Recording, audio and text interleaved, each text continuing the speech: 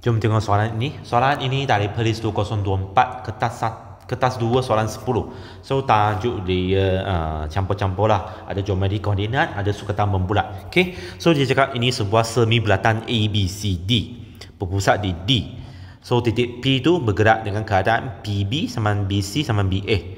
Maksud locus bagi titik P ialah sebuah bulatan berpusat di B. Dia minta kami cari jarak BC. Ini kira direct lah.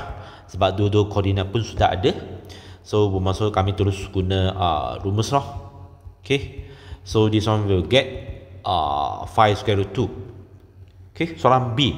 Dia suruh kami tunjukkan persamaan locus P adalah ini. Okay. Dia cakap locus bagi P ialah sebuah bulatan berpusat di B.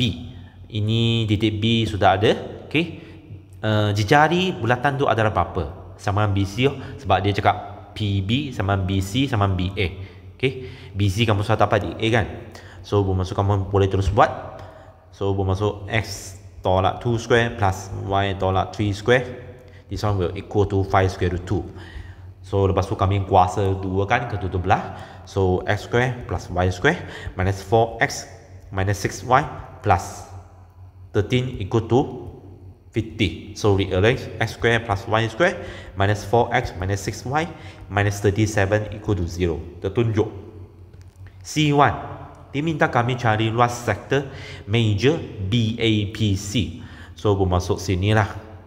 Saya loraikan dulu So bermaksud sini. The purple one here. Okay. So sebelum tu kami tengok segitiga sini dulu. Saya guna purple, guna merah. Okay. So we look for this triangle BAC. Okay. Ini adalah sebuah semi bulatan ABCD berpusat di D. So dengan kata lain, AC adalah diameter. So dengan kata lain, sudut ABC sini adalah 90. Okay. So BC equal to 5 square root 2. So AB pun 5 square root 2. Okay. So sekarang apakah sudut bagi sudut major ABC? Sebab sini sudah 90 mah. Okay. So bermaksud sudut major ABC sama dengan 2 pi. Kamu tolak 90. So 90 adalah pi per 2. So this one will get 3 pi per 2. So bermaksud luas sektor major BAPC equal to formula 1 per 2. Lepas tu jejari 5 square root 2 square theta 3 pi per 2. So this one will get 75 per 2 pi. Lepas tu unit square. Okay. Soalan C2. Seterusnya dia suruh kami tunjukkan bahawa luas kawasan berorek adalah ini. Okay. So dia nak kami guna C1 tu, kami tolak dengan apa yang kami tak nak. Kami nak tolakkan dua tembereng tu. Tembereng tu macam mana kami nak buat? Tembereng tu dapat dari semi bulatan ABCD tolak dengan segitiga ABC. Correct. Okay. So sekarang kami cari luas kawasan berorek. Luas kawasan berorek sama dengan 75 per 2 tolak 2 tembereng tu. 2 tembereng AB. Tembereng AB tu ialah semi bulatan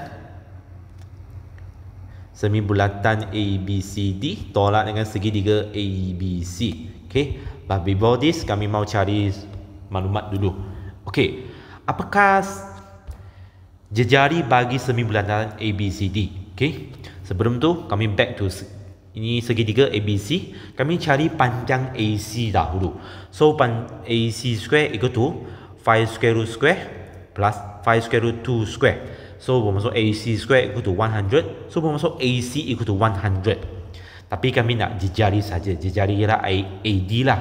So bermaksud sini saya typo AC adalah 10. So bermaksud AD adalah 5. Okay. So tolak semi bulatan punya formula 1/2 lepas tu pi 5 square. Tolak segitiga ABC tolak 1/2. Ini tapak ni tinggi lah, mana-mana je. So 5 square root 2, 5 square root 2. Okay, so this one we will get 75 per 2 minus with 25 per 2 pi plus 25. So this one will get 25 plus 25 pi. So this one can factorize the 25 pi plus 1.